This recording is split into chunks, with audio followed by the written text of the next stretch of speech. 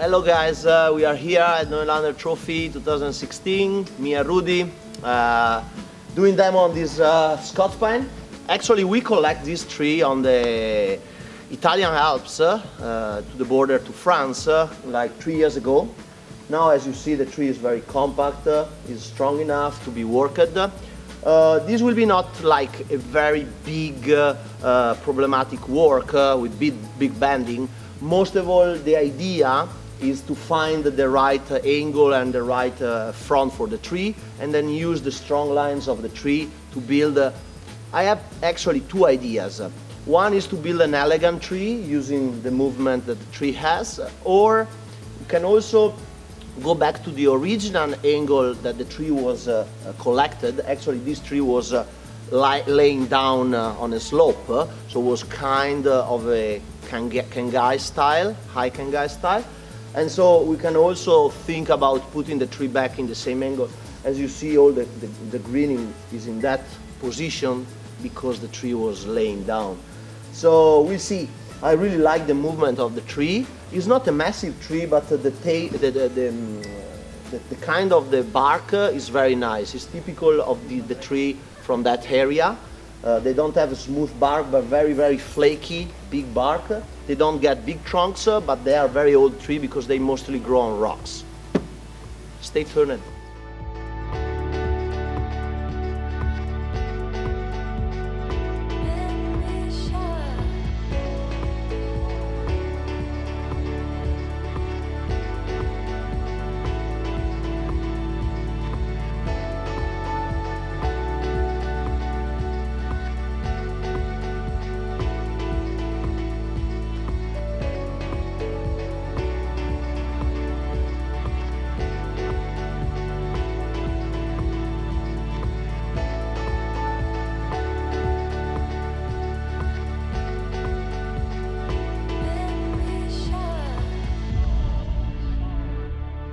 I want to protect all the branches with raffia and the two main line with the big U-top, so we can easily bend and protect and keep the branches moister for the aftercare after the demo.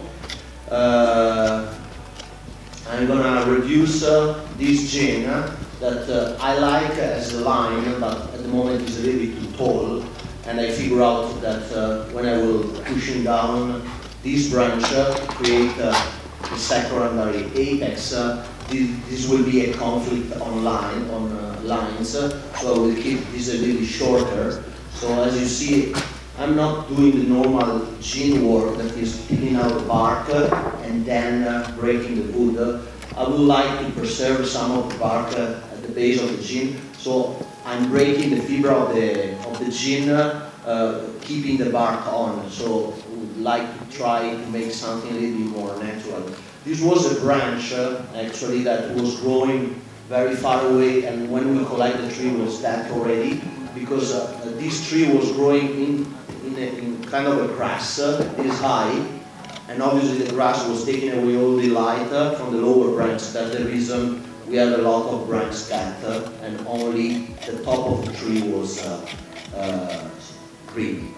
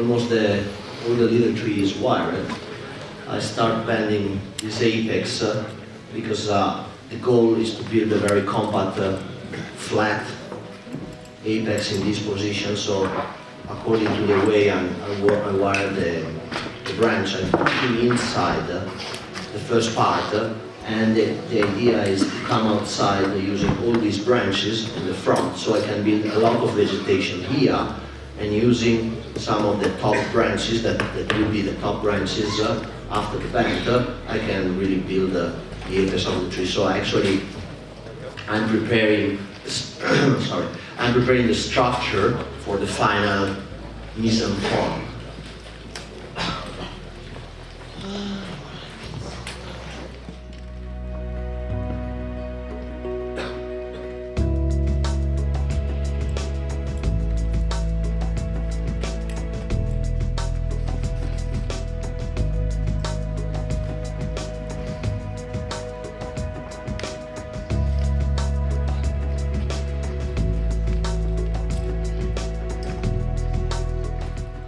Most of all the main structure is in position.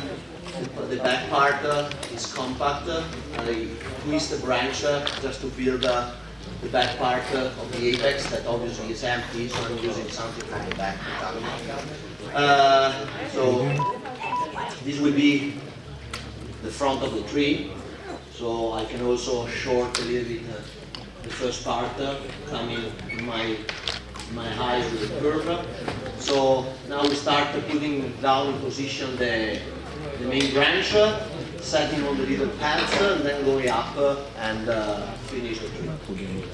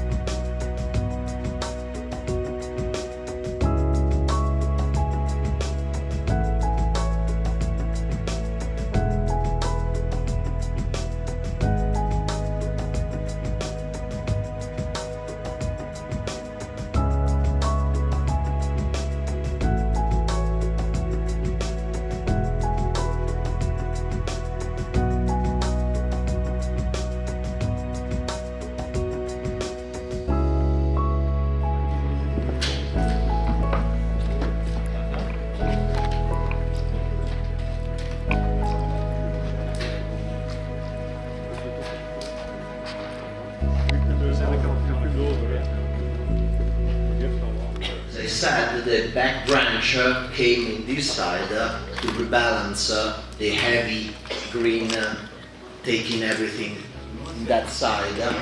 I got asked why I kept this gin too high and why both. So,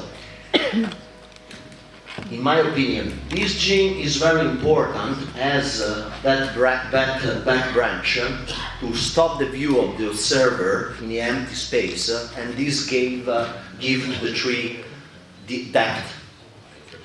This gin is true, is a little bit taller, but in my opinion, coming up so strong take away some interest from this straight part of the branch that actually is a kind of a defect of the tree.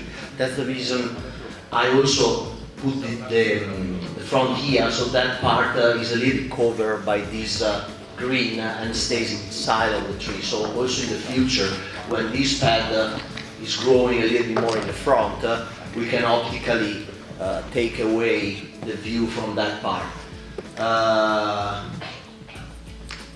In my opinion, this is the central focus point of the tree that I try to transform from a defect, as I said, that was kind of a reverse tape, to a positive point. So opening a shari, the bark is coming out, opening the view of this curve, and then pushing this gene inside.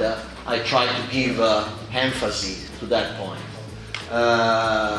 We lift up the front, as we said, and I want to ask my friends and my students to come here, Massimo, Rudy, and Matteo, and I would like to have an applause for that. Thank you.